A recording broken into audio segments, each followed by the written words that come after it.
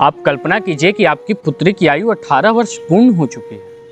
अब वह युवा अवस्था की ओर बढ़ते हुए 19वें वर्ष में प्रवेश कर चुके हैं और अकस्मात तरीके से वह काल के ग्रास में समा जाए तो आपकी मनोस्थिति क्या होगी फिर?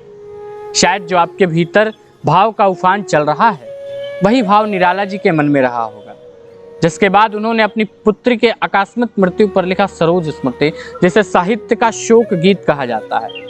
आज मैं आप सभी के समक्ष इसी काव्यखंड को सरल भाषा में रखने जा रहा हूँ। आइए बढ़ते हैं इस कालजयी कृति की ओर। निराला रचित सरोज स्मृति। उनविंश पर जो प्रथम चरण तेरा जीवन वसुधा तरन, तनैली कर दिग्पात तरुण जनक से जन्म की तिथि अरुण। सरोज जब 19 वर्ष की थी, 18 वर्ष की आयु पूर्ण हो चुकी है और 19वें में वो प्रवेश कर रही हैं। मानव जीवन की पृथ्वी पर उनका पहला चरण पड़ा। निराला की पुत्री यानी सरोज अपनी मासूम दृष्टि से अपने पिता से एक दिन अपने जन्म की तिथि यानी तारीख पूछती है। यहाँ पिता का वात्सल्य और स्मृति का मिलन है। उस समय की याद जब सरोज का जन्म हुआ। गीते मेरी तजरूप नाम धीर तल्या अमर शाश्वत राम, पूरे कर शुचि चर सप्ताह जीवन के 18 अध्याय। हे मेरी पुत्री, तू अब रूप और नाम से परे जा, स्थूल देह से ऊपर उठ जा, धैर्य के साथ आत्मा की अमरता को धारण। तेरे राम यानी यहाँ राम यानी ईश्वर के पास जाने का भाव है। निराला सरोज को अमृतत्व का मार्ग दिखा रहे हैं। तुम अपने पवित्र कर्तव्यों को पूरा कर चुकी हो। जैसे भगवत गीता में 18 अध्याय होते हैं, वैसे ही तुम्हारे जीवन के 18 अध्याय पूर्ण हो चुके हैं। चढ़ मृत्यु तरण पर तूण चरुण, कह तप तप पूर्ण आलोक किरण, करती हूं मैं यह नहीं मर। तो अब मृत्यु रूपी नदी पुल तरण अपने चरण पर रख चुकी हो और कह रही हो यह मृत्यु नहीं है, यह तो तपस्या से उपजा हुआ पूर्ण प्रकाश है। सरोज ज्योति शरण तरण अशब्द अधरों का सुनाभास, मैं कहती हूँ पाया है प्रकाश, मैंने कुछ अहरह रह तन भार। सरोज अब ज्योति की शरण में, वह प्रकाश बन गई है। वह खुद को प्रकाश मानती है। उसके अधरों से कोई शब्द नहीं निकले, फिर भी मैंने उसके मौन को सुन लिया। मैं यानी सरोज की आत्मा कह रही हूँ कि अब मैंने प्रकाश को पा लिया है। मैं अब इस शरीर का भार उतार चुकी हूँ। ज्योति तिस्तरणा के चरणों पर जिंतित किंतिते शतसर जजार, छोड़कर तपता को पृथ्वी पर, तु गई सिंगा क्या यह विचार। ग्लानि है यहाँ पर निराला को, यानी कि अब मैं सरोज यानी प्रकाश के सागर के चरणों में हूँ। भले ही यह जीवन शतसर जजार यानी अनेक संघर्षों और आघातों से घायल था, लेकिन अंततः मैं विजयी हुई, इस जीवन से ऊपर उठ गई। हे पुत्री सरोज, तुम मुझे इस पृथ्वी पर दुख सहने के लिए छोड़कर चली गई। क्या तुम्हारा यह अंतिम विचार था? जब तपता करेंगे मागा पार, यह अक्षम अति तब मैं सक्षम, तारूंगी कर गह दुस्तरतम। मेरे जाने के बाद अगर आपके ऊपर कोई कठिन डगर या कार्यों मिल जाएं आप, तब मैं आत्मा बनकर आपके साथ रहूंगी।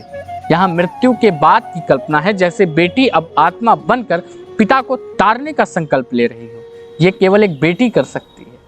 कह श्रावण नभ का स्तंभ धाधाकार, शुक्ला प्रथमा कर गई पार। तुम्हारा जाना इस बात का प्रमाण है कि यह विचार तुम में विद्यमान था सच के रूप में, क्योंकि तुम्हारे हृदय में पिता के लिए कोई और भावना थी ही नहीं, बस त्याग और सेवा। श्रावण मास का मौन, अंधकार पूर्ण आकाश, और तुम शुक्ल पक्ष की पहली तिथि को यह जीवन पार कर गई। यहाँ मृत्यु की तिथि बताई गई है। प्रकृति और पंचांग भी सरोज के प्रस्थान को चुपचाप देख रहे हैं। धन्य मैं तपता निर्थाक था, कुछ भी तेरे तहत न कर सका, जाना तो अथांग मुपाय पर रहा सदा, संकुचित काय। हे धन्य, हे सरोज, मैं एक व्यर्थ तप करने वाला अयोग्य पिता रहा। तेरे लिए मैं कुछ नहीं कर सका, कुछ भी नहीं। यह गहराई से आत्मग्लानि की अभिव्यक्ति है। निराला अपनी असमर्थता को कचोट रहे हैं कि तेरे जाने का कोई ठोस उपाय नहीं था। ये अगम्य अथाह था, लेकिन फिर भी मैं हमेशा एक संकुचित कमजोर शरीर बना रहा। निराला अपने अस्वस्थ गरीब असमर्थ जीवन को देख रहे हैं, जो बेटी के लिए कुछ न कर सका। लख कर अंथा अर्थहीन पथ पर, हारता रहा मैं संताओं न समर। मैं अपने जीवन में व्यर्थ अर्थहीन रास्तों को देखा और सारा जीवन मैं केवल संतावना के युद्ध में हारता रहा। यह पिता की असहायता का भयानक चित्रण है, जो केवल मन को समझाते रहे पर कुछ कर न सके। या शायद इस बात की प्रतीक्षा में थे कि कोई उनके लिए कुछ करे। शुचे चित पहनाकर चीना अंशुक, रख सका न तुझे अंत तदनुक। मैं तुम्हारे अंतिम समय में एक पवित्र वस्त्र भी लाकर नहीं पहना पाया। मैं तुझे उचित मुखाग्नि जब मरने के समय दी जाती है वो भी नहीं दे सका। यह पिता की वेदना जो अंतिम संस्कार में भी असमर्थ था, क्योंकि संसाधन नहीं थे। छीण का न छीना कभी अन्न, मैं लिख न सका नेत्र दिग्ग संपन्न। निराला की विवशता देखिए कि मैंने कभी भी किसी दरिद्र या भूखे का अन्न नहीं छीना, सदाचार निभाया, लेकिन फिर भी अपने नेत्रों की पीड़ा को नहीं लिख सका। अपनी आंखों से जो देखा उस दुख को कभी शब्दों में नहीं दे पाया। इस कविता में निराला पिता है, कवि नहीं। यह कविता संवेदना नहीं, पश्चाताप। यह उन सभी असहाय पिता माओ की ओर से एक आवाज है जो अपने बच्चों के लिए कुछ कर नहीं पाते और फिर जीवन भर आत्मग्लानि के जल में तपते रहते हैं। सरोज केवल बेटी नहीं थी, वह आशा थी, ज्योति थी, एक कोमल शुद्ध तेज जो तपते इस जीवन में ठंडक थी। और जब वो चली गई तो निराला के पास सिर्फ पछतावा बचा। अपने आंसुओं अतः व्रतवत देखे हैं अपने ही मुख तट।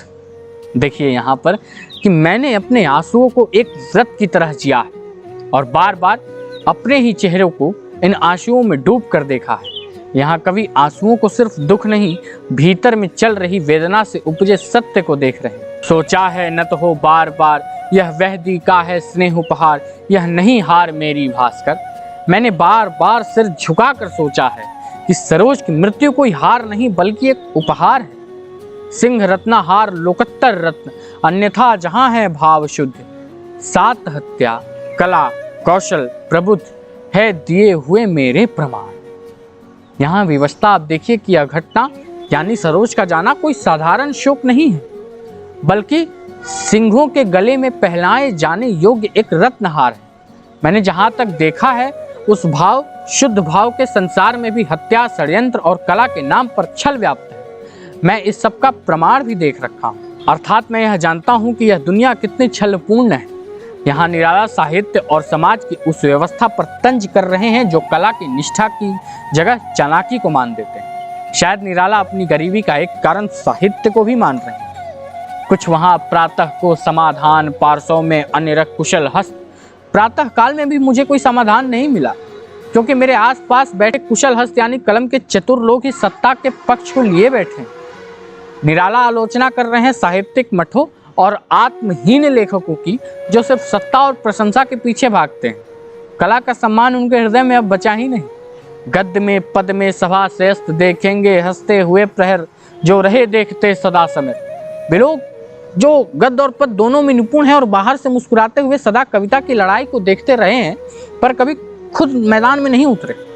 यह आलोचकों और अवसरवादियों पर तंज है जो खुद नहीं रचते हैं, जो सिर्फ दूसरों की पीड़ा पर भाषण देते हैं।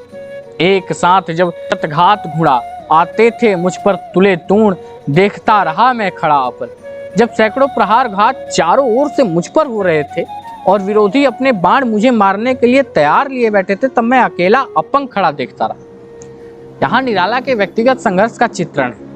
आलोचना, अस्वीकृति, गरीबी, बीमारी सबने एक साथ हमला किया, जिसमें निराला कुछ नहीं कर पाए। विवशता है उनकी। सिंह शर छेप सिंह रण कौशल, व्यक्त हो चुका चित्रोत्कल। मेरे ऊपर जैसे सिंह समान योद्धाओं के तीर चले।